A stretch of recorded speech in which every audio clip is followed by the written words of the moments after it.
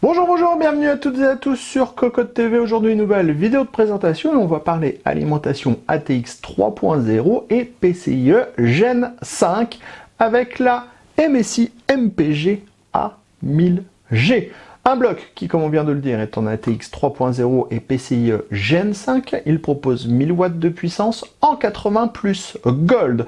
On va retrouver des condensateurs japonais, un PCB sans câble, le DC tout DC. Le ventilateur sera en 140 mm semi-passif sous 40% de charge, donc vraiment des opérations très silencieuses quand on ne va pas charger l'alimentation. Bien sûr, le bloc est intégralement modulaire et on va retrouver du connecteur 12VH Power en 600 watts. L'alimentation a le droit à une garantie de 10 ans et au niveau du tarif, on sera à 189,90 €. On vous propose comme toujours d'en faire un tour complet et en fin de vidéo, on parlera tension, consommation, bruit, température. On commence comme toujours avec le packaging. On est chez MSI, on a du noir, du violet, le petit dragon sur le côté gauche de la boîte.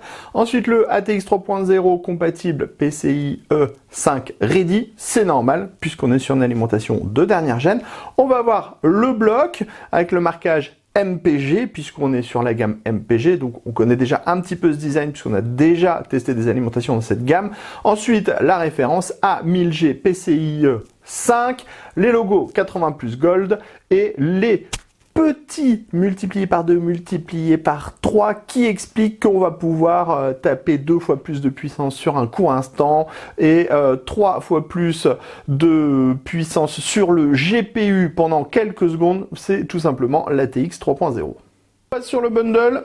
Assez classique, on va avoir la visserie, le cordon d'alimentation et une petite notice qui vous dit attention, il faut bien utiliser le câble 12VH Power et il faut bien l'insérer en entier sous peine de cramage de CG.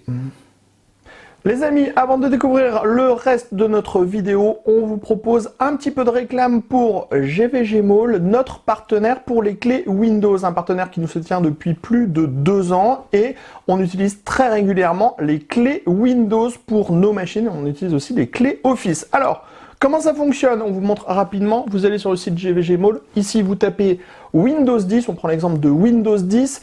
Ensuite, hop, petite vidéo ici qui va vous expliquer comment ça fonctionne. Vous allez faire acheter maintenant sur cette fenêtre où vous allez avoir la licence Windows 10. Vous n'oubliez pas de mettre le code promo CVIP qui vous permet d'avoir la ristourne de Cocotland sur votre clé Windows. Ensuite, vous allez soumettre la commande, vous allez arriver sur la page de paiement. Sur la page de paiement, vous pouvez le voir, vous avez tous les moyens de paiement qui sont disponibles, que ce soit par de la carte bleue, par PayPal, par tout ce que vous voulez. Vous allez faire payer maintenant. Ensuite, une fois que vous aurez payé votre licence, vous allez avoir à l'intérieur de votre panier votre clé Windows qui va apparaître. Et là, il suffit juste de copier votre clé Windows et de la mettre sur votre produit Windows 10 pour pouvoir tout simplement activer votre Windows et utiliser pleinement votre licence Windows 10. Donc, vous avez vu, 40 secondes à peu près et le tour est joué pour avoir une licence officielle pour votre PC. On enchaîne avec la connectique. On va retrouver des câbles qui sont tous modulaires. On va avoir deux types de finition. Plat pour tout ce qui va être 24 broches, CPU, PCI Express classique, SATA, Molex et avec de la gaine nylon dès qu'on va avoir du 12VH Power. On va retrouver un câble à 24 broches ATX, deux câbles 4-8 pins CPU, deux câbles avec à chaque fois deux prises PCI Express 6-8 pins, 1, 2, 3 câbles avec 4 prises SATA et un câble avec 4 prises Molex. Ensuite, au niveau du 12VH Power, on va avoir deux types de connecteurs. On va avoir un connecteur qui sera en double 12VH Power, 600 watts, avec le connecteur de données qui est de type court, donc celui qui est le plus recommandé. Et on va avoir un autre câble 12VH Power qui lui va partir en double PCI Express 6-8 pins. On passe au bloc en lui-même. Sachez qu'il pèse 1731 grammes et il fait 150 mm de profondeur. Autant dire qu'on est sur un bloc qui prendra assez peu de place à l'intérieur de votre boîtier.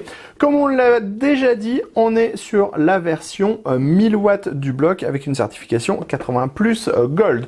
Au niveau définition, c'est impeccable. On va avoir une carcasse en acier dans laquelle a été percée la grille à destination du ventilateur. Un ventilateur qui est de type 140 mm et qui sera semi-passif sous 40% de charge. On va également retrouver un petit marquage MPG ici.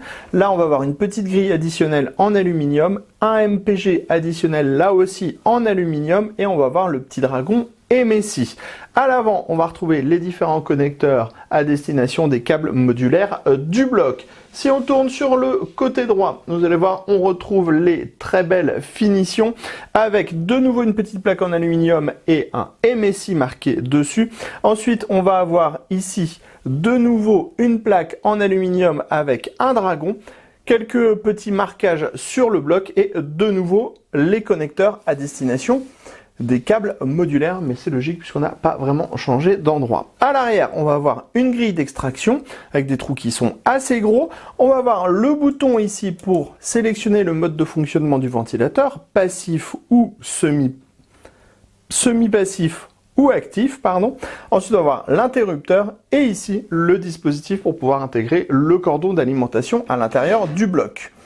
Ensuite, sous le bloc d'alimentation, on va retrouver les caractéristiques techniques de ce dernier.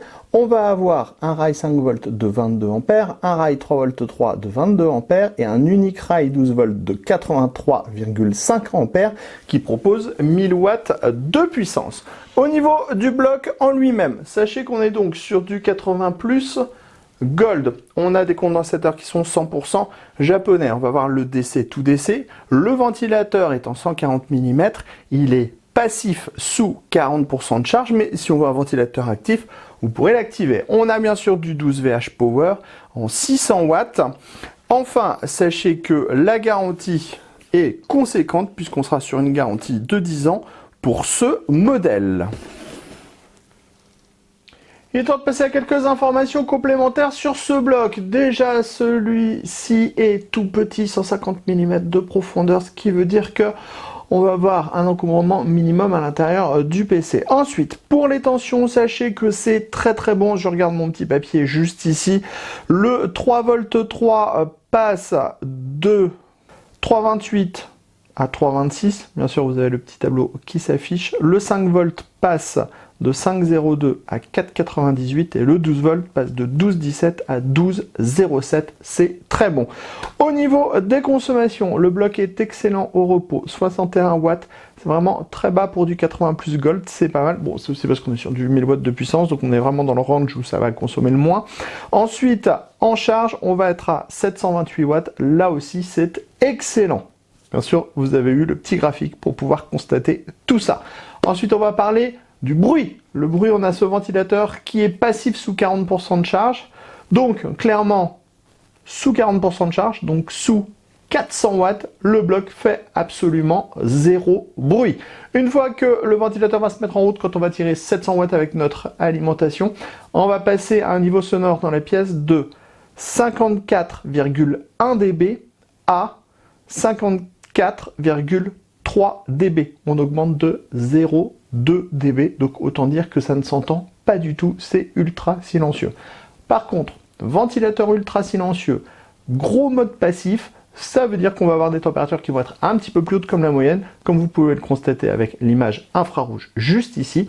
Et au niveau des températures, on va être à 39 degrés sur le point le plus chaud au niveau du bloc. C'est un petit peu plus chaud que ce qu'on a chez d'autres marques, mais il faut savoir que quand le ventilateur va se mettre en route, en fait, comme il tourne très doucement, ça va mettre beaucoup de temps pour extraire la chaleur du bloc, donc c'est un petit peu logique. Cela ne pose pas vraiment de problème, hein. À 40 degrés, on est toujours très bien à l'intérieur du bloc. Voilà, vous en savez beaucoup sur ce bloc. On se donne rendez-vous très prochainement sur cocoteland.com pour toutes les news, toutes les infos à propos du matériel informatique, et on se donne rendez-vous sur Cocotte TV pour toutes nos prochaines vidéos. Sur ce, on vous dit à très bientôt.